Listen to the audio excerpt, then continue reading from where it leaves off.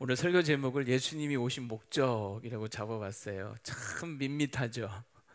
사실 이게 원래 제가 생각했던 제목이 있었는데 그게 뭐냐면 상종 못할 인간들을 부르러 오신 예수님. 이게 원래 제가 생각했던 제목이었어요. 근데 이게 막상 이게 해보려니까 이 상종 못할 인간들 이게 어감이 너무 센 거예요. 그래서 그냥 평이하게 그냥 예수님이 오신 목적 이라고 했는데 괜히 바꿨나 싶은 생각이 또 들기도 합니다. 근데 여러분, 예수님이 오신 목적이 뭐라고요? 상종 못할 인간들을 부르러 오셨다라고 하는 거예요. 세상에 보면 정말 참 상종 못할 인간들이 있죠. 어떤 사람들입니까? 누구나 다 손가락질하는 죄인들, 평판이 좋지 않은 그런 사람들. 아유, 저 상종 못할 인간이야. 그런 사람들이 우리 주변에 보면 꼭 있죠. 근데 예수님 당시에 이런 사람들이 있었습니다. 누굴까요? 바로 세리들이었어요. 세리들. 이 세리에 대한 평가가 굉장히 안 좋았습니다.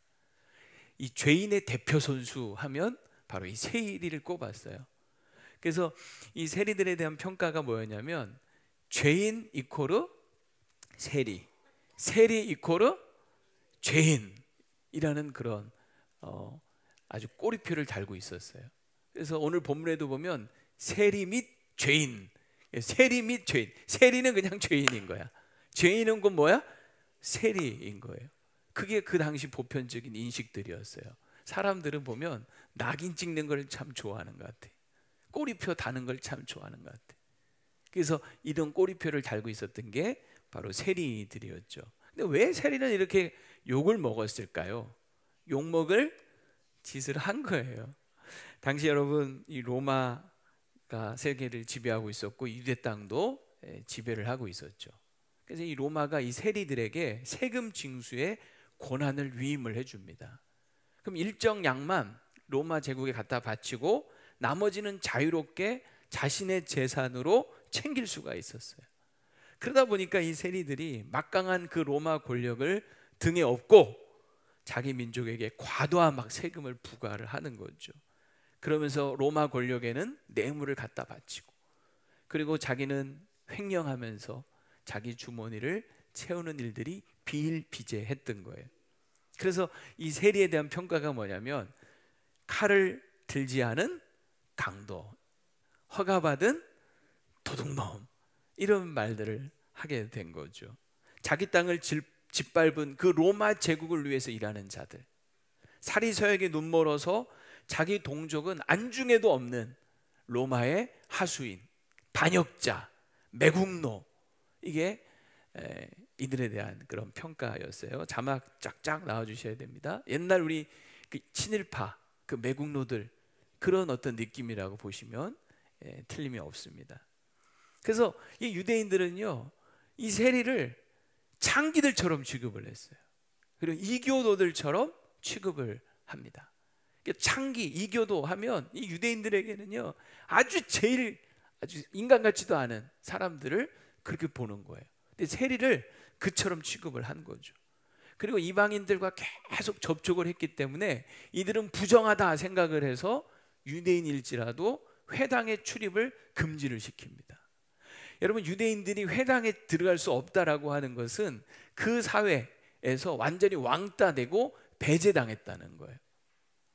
그러니까 어디를 가든지 간에 누구에게도 환영받지 못하는 기피 대상 1호가 누구라고요? 이 세리들이에요. 그러니까 결론적으로 이 사람들은 한마디로 뭐예요? 상종 못할 인간들인 거죠.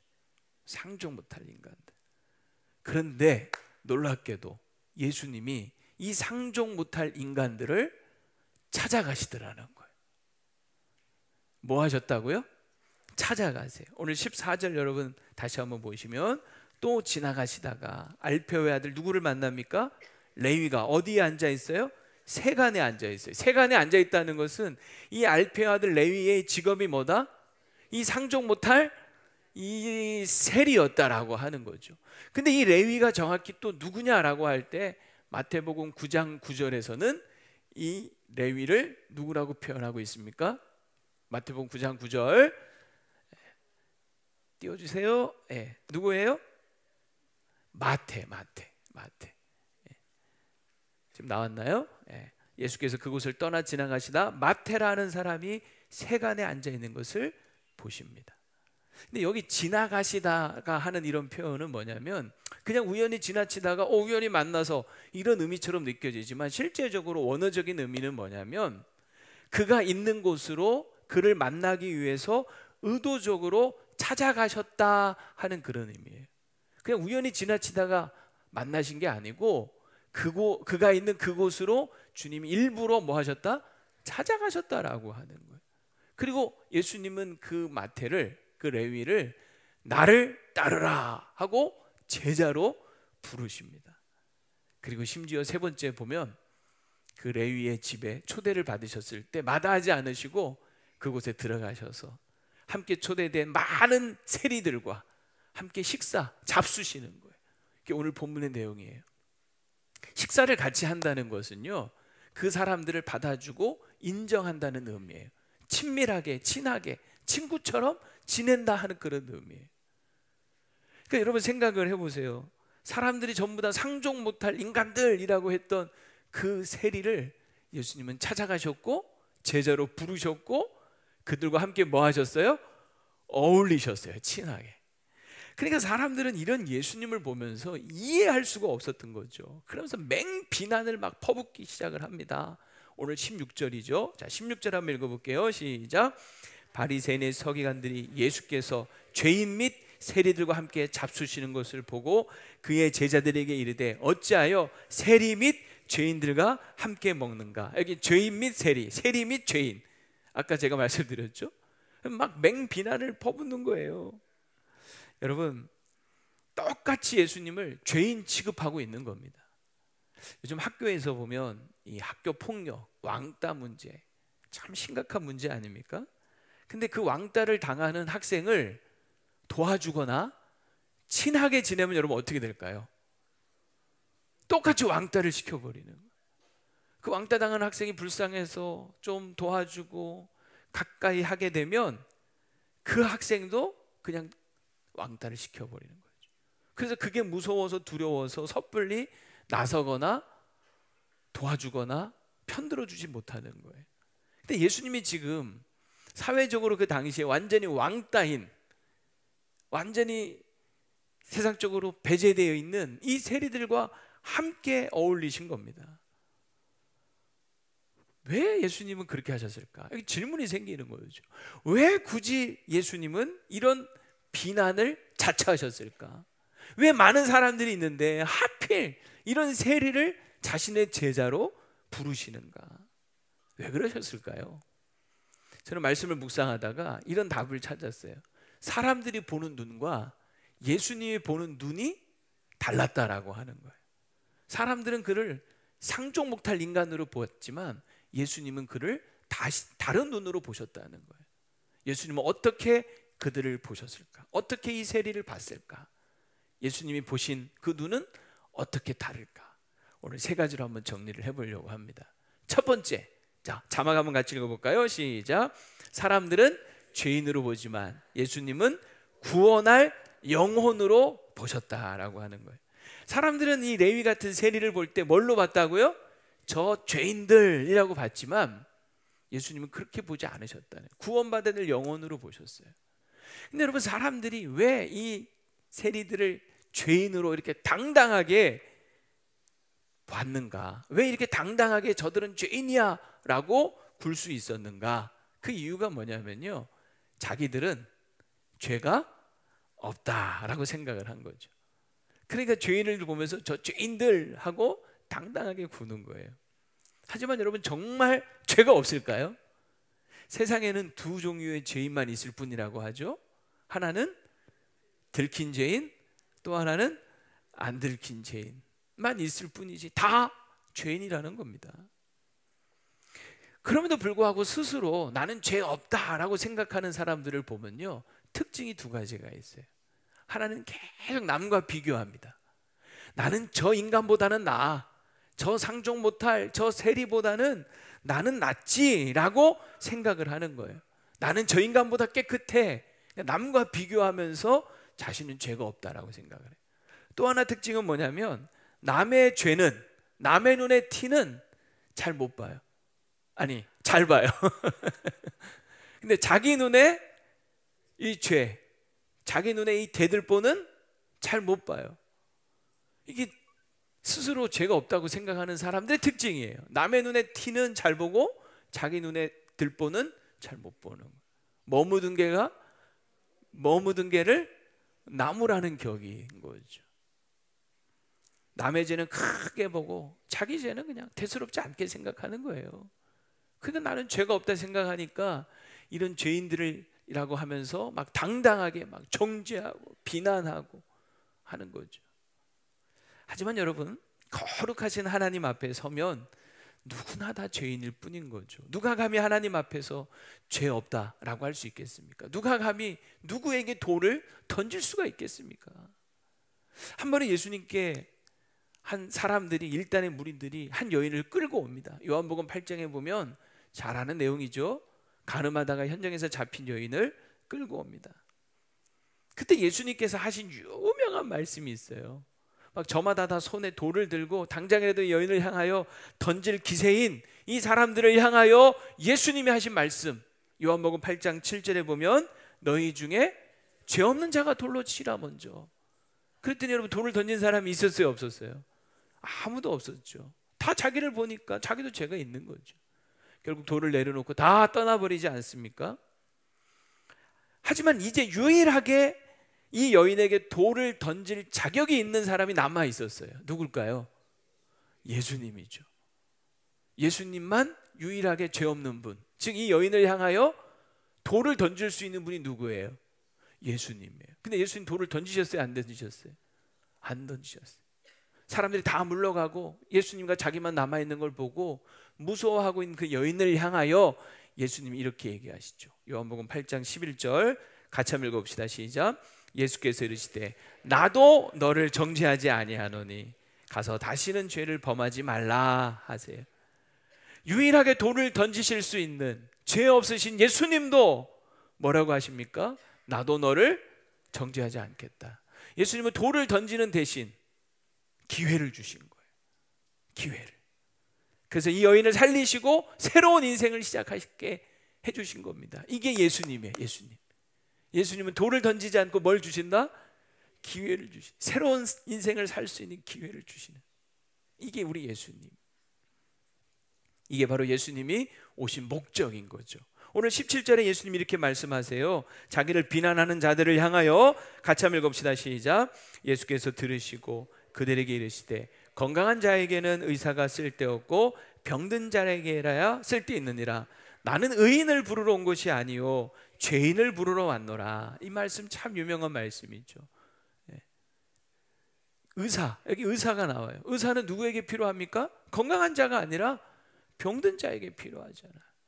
근데 여러분, 의사들이 이 환자를 치료하는 거, 뭐 여러분 드라마나 무슨 영화나 또 실제 여러분들이 뭐 응급실에 실려가거나 했을 때 그 의사들이 이 환자를 치료하는 거 여러분 많이들 보셨죠? 어떻게 치료합니까? 사람 가립니까? 이 인간이 어떤 인간인가? 인간이 평소 잘 살았나? 나랑 친한가? 이런 거 따집니까? 이 사람이 어떤 사람인지, 무슨 일을 하든 사람인지 상관하지 않아요. 그가 실려올 때 뭐 잿더미를 뒤집어 씌고 왔던, 아니면 뭐 똥통에 빠졌다 들어왔던 상관없어요. 피투성이가 되어 와도 상관없어요. 그냥 의사의 눈에는 살려야 될 환자일 뿐인 거죠. 그래서 그냥 그 환자를 살리기 위해서 자신의 그 흰 가운이 피로 물들고 자기 손이 오물이 묻어도 큰 살리기 위해서 고분분투하는 거 아닙니까? 그게 바로 예수님의 모습인 거예요. 예수님이 실제로 여러분 보시면 사람들이 자신에게 가까이 오는 것을 마다하지 않으세요.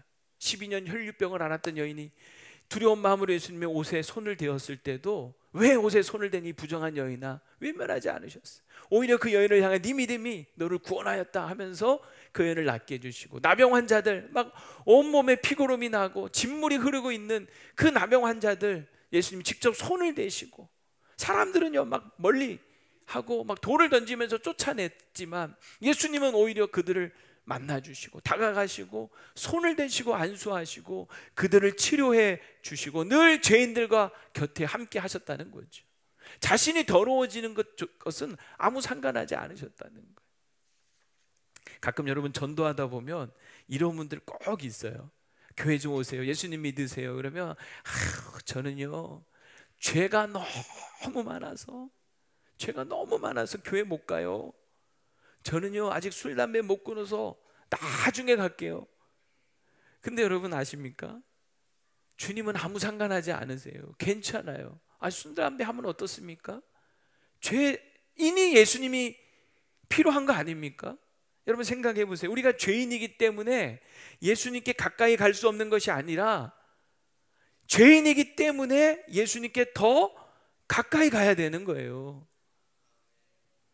내가 죄인이라서 예수님을 가까이 할 수 없는 게 아니라고요. 죄인이기 때문에 더 예수님을 가까이 해야 되는 거라고요. 건강한 사람에게는 의사가 필요 없지만 병든 자에게 의사가 필요하듯이 죄인인 우리에게, 우리 영혼이 병들어 있는 우리에게 예수님이 진짜 꼭 필요한 거예요. 예수님은 그 죄를 위해서 이 땅에 오셨고 그 죄를 대신 지고 그 오물을 대신 뒤집어 쓰고 우리를 대신하여 십자가에 죽으신 겁니다. 그래서 예수님의 주특기가 하나 있어요. 뭐냐? 대신하는 거예요. 뭐라고요? 대신하시는 거예요. 대신하시는. 사람들은 죄인들을 막 비난해요. 근데 예수님은 그 죄인들을 대신해서 자신이 비난을 받으세요. 사람들은 죄인들을 막 욕해요. 예수님은 그 죄인을 대신해서 욕을 받으세요. 사람들은 죄인에게 돌을 던져요.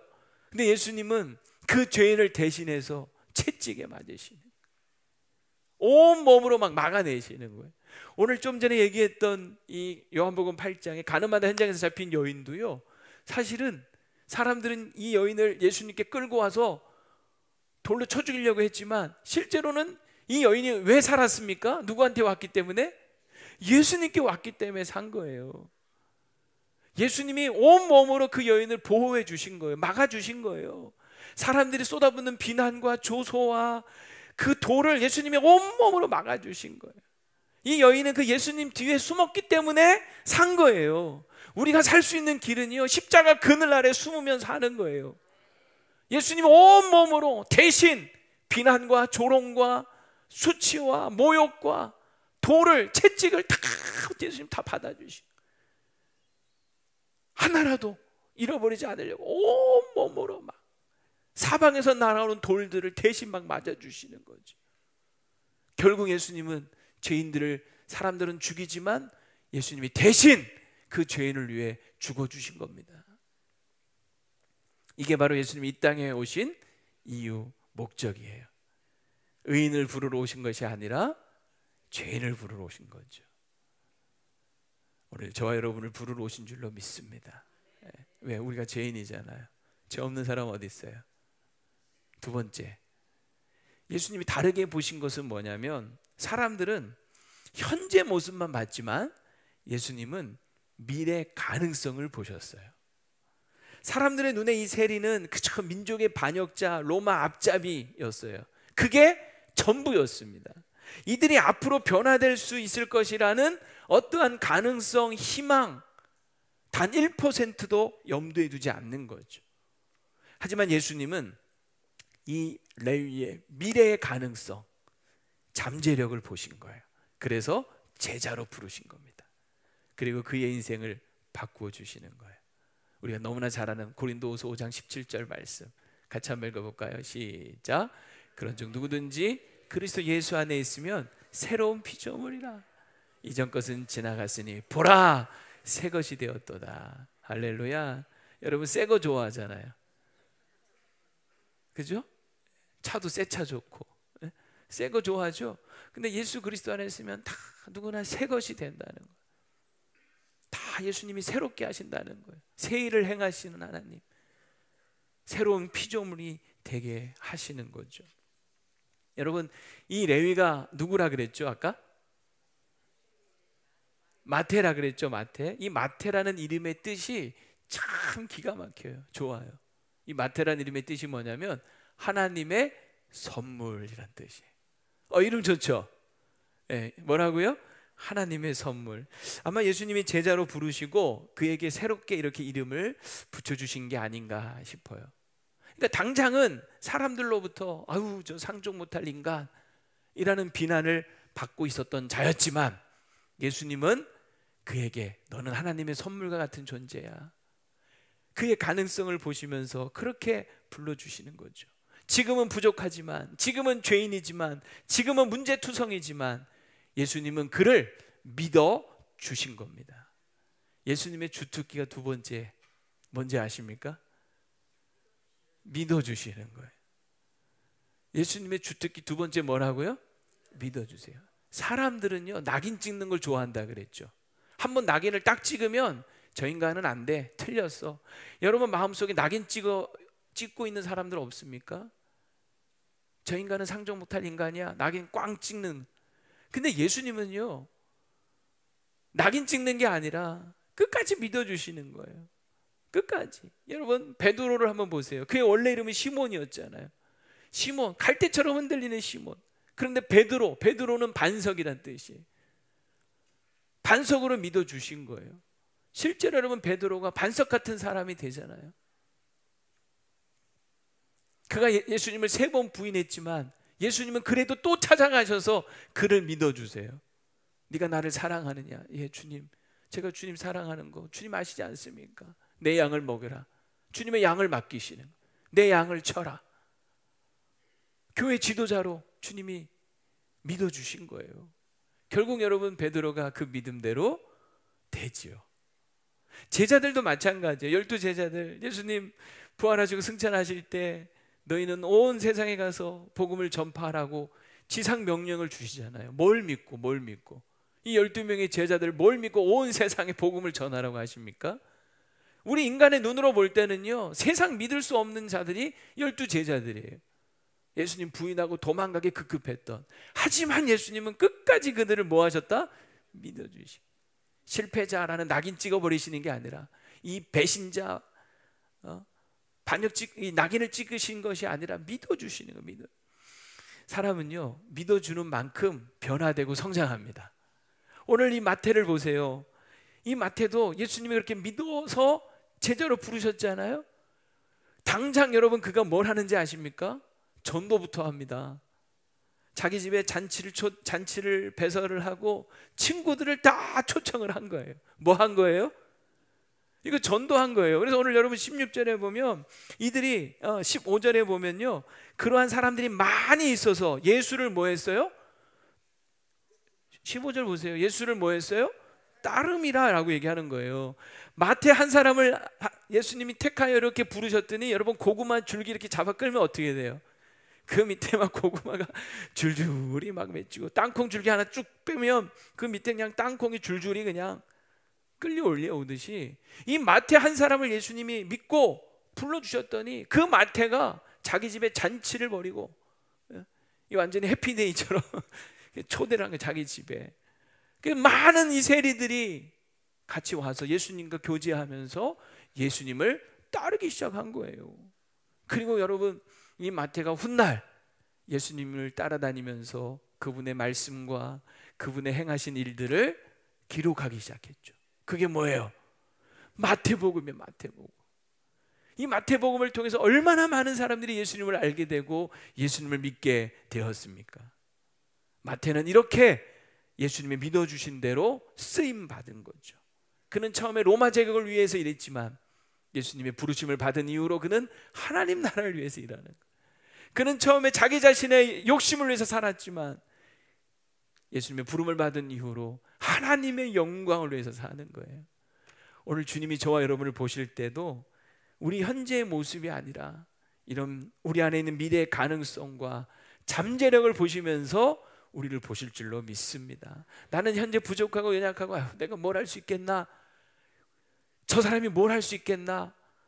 우리 눈으로는 그렇게 보여질지 모르지만 주님은 그렇게 보시지 않는 거예요. 얼마든지 누구든지 그리스도 안에서 새로운 피조물이 될 수 있고 하나님 나라를 위하여 귀하게 쓰임받을 수 있는 하나님의 선물과도 같은 존재가 될 수 있음을 믿으시기 바랍니다. 주님은 그것을 위해서 이 땅에 오신 거예요. 세 번째, 주님이 다르게 보신 것은 뭐냐? 같이 자막 한번 읽어봅시다. 시작. 사람들은 겉만 보는 거예요. 이 셀이라고 하는 그 겉만 보는 거죠. 그리고 그가 가지고 있는 부와 권세만 보는 거예요. 어찌 보면 세상적으로는요, 부러울 것이 없어 보이죠. 뭐 돈도 많겠다, 뭐 부럽겠어요. 근데 예수님은 이 세리의 그 내면의 그 허무함과 죄책감까지 보시기 시작합니다. 우리가 그것을 이 레위라고 하는 이름 속에서 한번 묵상해 볼 수가 있어요. 자, 이 마태의 원래 이름이 뭐였다고요? 레위였죠. 레위. 레위 하면 우리가 딱 생각나는 게 뭐예요? 레위. 야곱의 12아들, 세 번째 아들, 그리고 이스라엘의 12지파 중 그 레위 지파가 생각나죠? 이 레위 가문이 어떤 가문입니까? 제사장 가문이에요. 우리가 그 잘 아는 아론, 대제사장, 그리고 아론의 동생 누구? 모세. 이런 사람들이 다 이 레위 지파 사람들인 거죠. 자, 아기를 낳았어요. 부모가 이 아이를 보면서 이름을 레위라고 지어준 거야. 어떤 마음이었을까요? 너도 하나님 앞에 이렇게 레위 지파의 사람들처럼 하나님을 잘 섬기고 제사장처럼 그렇게 하나님을 위해서 꼭 살기를 바란다 하면서 그 이름을 붙여주지 않았겠어요? 우리 교회 안에도 보면요, 이런 이름 많죠. 요한이 얼마나 많아요. 한나 얼마나 많아요. 한나 여기도 계시고 또 뭐 다윗. 저는 여호수아라는 이름도 봤어요. 모 여호수아. 이름이 4글자. 그래서 요거를 너무 기니까 줄여서 수아. 수아라는 이름도 참 많죠. 제 후배 한 명의 이름은 세야. 성이 호시였어요. 호세야. 호세야 선지자. 제 아들 이름이 요셉이거든요. 제가 아들을 왜 요셉이라고 지었을까요? 요셉처럼 되거라. 형통한 자가 되거라. 늘 주님이 함께 하시는 자가 되거라. 총리가 되거라. 아니 뭐 다 그런 기대와 소망을 가지고 그 이름 붙여주는 거 아닙니까? 그냥 망해버려라 이러면서 이름 지어주는 사람이 어디 있어요? 그러니까 이 부모가 레위라는 이름을 지어줬을 때는 정말 하나님 앞에 헌신된 믿음의 사람이 되기를 바라면서 지어줬겠죠. 그러면서 그 이름을 불러주면서 레위야 불러주면서 넌 꼭 그렇게 돼야 돼. 그렇게 기도도 해줬을 거고 어렸을 때부터 그 이야기 들으면서 자랐을 거 아닙니까? 그죠? 네. 그런데 어떤 사연이 있었는지 모르지만 지금은 세리가 되어서 사람들의 손가락질을 받는, 멸시천대받는 사람이 되고 만 거예요. 그러니까 여러분, 세상적으로는 뭐 당시에 뭐 호화호식하면서 성공과 부를 얻었을지 모르지만 그 마음 깊은 내면에는 어떤 마음이 있었을까요? 내가 레위인데, 내가 그래도 레위인데, 엄마 아빠가 나를 늘 레위라고 불러주셨는데, 그런 마음 있지 않았을까요? 사람인데 내가 이렇게 살면 안 되는데, 내가 어쩌다가 이 지경까지 이르게 되었을까? 그 마음의 공허함과 이 죄책감, 그거 있지 않았겠냐는 거. 물론 그가 처음부터 그러진 않았겠죠. 부모님의 꿈처럼 기대처럼 자신도 레위처럼 막 살고 싶었겠죠. 근데 어느 순간 잘못된 길을 가게 된 거예요. 잘못된 선택을 한 거죠. 그러나 그 길을 벗어나지 못한 채 계속 후회만 하면서 자책만 하면서 그러고 있을 때 주님이 오셔서 뭐라고 하십니까? 나를 따르라. 이때요, 이 내면의 이 갈등이 폭발하면서 오늘 보면 14절 하반절에 보면 이 레위가 어떻게 합니까? 그에게 이르시되 나를 따르라 하시니, 거기 가로 안에 일어나 따르라, 근데 그 앞에 가로 안에 2번도 생각하지 않고 벌떡. 자, 가로 안에 뭐가 있다고요? 2번도 생각하지 않고 벌떡 일어나 따릅니다. 2번도 생각하지 않고 벌떡 일어나 따른 거. 왜 이렇게 했을까요? 처음 보는 예수님이 자기를 따르라고 했는데, 물론 예수님에 대한 소문을 익히 들었을 거예요. 근데 그분이 나를 따르라 했을 때 이 레위 안의 내면의 갈등들이 폭발한 거죠. 내가 이렇게 살면 안 되는데, 내가 이렇게 살면 안 되는데, 근데 주님이 나를 따르라 하시니까 뭐 두 번 생각할 게 뭐 있어요? 벌떡 일어나서 다 버리고 주님 따르는 거죠. 주님을 따르게 될 때 모든 걸 잃어버릴 수 있었지만 다 잃어버려도 상관없는 거예요. 돈 많이 버는 그 직업도 더 이상 중요해진 게 아닌 거죠. 더 이상 레이로는 살 수가 없었던 거예요. 자신 같은 죄인을 찾아봐 주시고 제자로 불러주신 그 예수님께 자신의 인생을 걸기로 다짐을 한 겁니다. 하나님 나라를 위해서 자신의 인생을 희생하기로 결정을 한 거예요. 막 거룩한 열망이, 레위, 나는 레위야, 레위로서 살아야 되겠다는 이 거룩한 열망이 막 그 안에 불같이 일어나는 거예요. 예수님의 주특기가 세 번째가 있어요. 첫 번째 주특기는 뭐라고요? 대신해 주는 거. 두 번째 주특기는 믿어주는 거. 세 번째 주특기 뭘까요? 사람의 마음속에 이 거룩한 열망을 불러일으켜 주시는 거. 이게 예수님의 주특기 세 번째예요. 비슷한 내용이 누가복음 19장에도 나오죠. 세리장 삭개오. 그의 이름은 순결한 자, 고결한 자였어요. 하지만 그는 그렇게 살지 못했죠. 하지만 그도 역시 늘 마음에 갈등이 있었어요. 근데 주님이 찾아가시고 삭개오야, 그 이름을 불러주실 때 그 안에 막 거룩한 열망, 내가 그래도 삭개오인데, 내가 순결한 자, 고결한 자인데, 이 거룩한 열망이 막 일어나면서 사람이 변하는 거예요. 내 재산 다 팔아서 절반 뚝 떼서 가난한 사람 나눠주겠어요. 남의 거 토색한 거 4배로 갚겠습니다. 그 인생이 완전히 변화돼 버리는 거죠. 오늘 우리의 마음을 다 헤아려 주시고 새롭게 해주신 우리 주님 안에서 여러분 안에 이런 거룩한 열망들이 불일 듯 일어나게 되기를 축원합니다. 예수님은 그것을 위해서 이 땅에 오신 거예요. 이 성탄에 여러분들의 마음속에 이런 거룩한 열망들이 일어날 수 있게 되기를 축원합니다.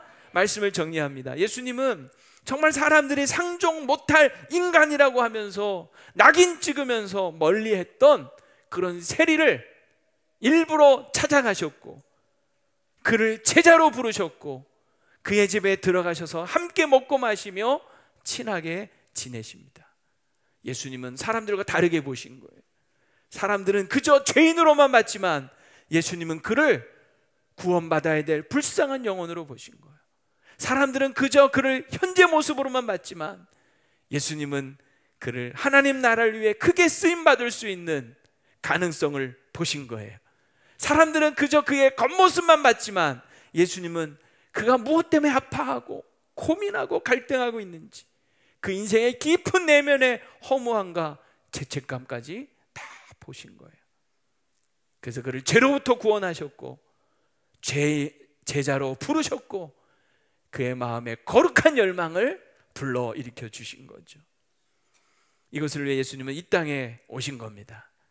오늘 성탄을 앞두고 오늘 이 땅에 오셔서 여러분을 이렇게 찾아가시고 여러분을 제자로 부르시고 여러분의 그 마음을 만지시면서 거룩한 열망을 일으키시는 그 예수님이 여러분을 부르실 때 어떻게 하라고요? 가로 안에 있는 거 두 번도 생각하지 말고 벌떡 일어나서 주님을 따를 수 있게 되기를 축원합니다.